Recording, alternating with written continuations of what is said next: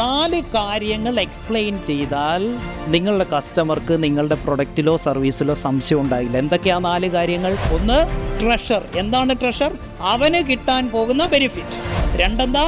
The ship, നമ്മളുടെ product അല്ലെങ്കിൽ service. 3 എന്താ?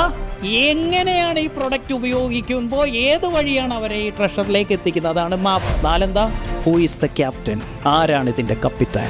ഇപ്പോൾ നിങ്ങളുടെ സെയിൽസ് ടീമിന് സെയിൽ ക്ലോസ് ചെയ്യാൻ പറ്റാത്തത് ചിലപ്പോൾ 4ാമത്തത് വെച്ചായിരിക്കും. നിങ്ങളൊരു കാര്യം മനസ്സിലാക്കണം, നിങ്ങളുടെ ആരുടെയും ഷിപ്പ് നിങ്ങളുടെ കസ്റ്റമർക്ക് വേണ്ട.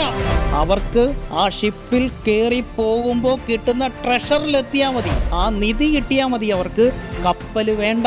നിങ്ങൾ ചെയ്യാൻ നോക്കുന്നതല്ല ഈ കപ്പൽ വിൽക്കാൻ നോക്കുക. മനസ്സിലാവുന്നോ? നിങ്ങൾ കപ്പൽ വിൽക്കാൻ നോക്കുന്നത് കൊണ്ടാണ് അത് നടക്കാറ്. അപ്പോൾ ഈ ഷിപ്പിനെ കുറിച്ചുള്ള വർണ്ണന നിർത്ത്. To focus on the treasure they are going to get.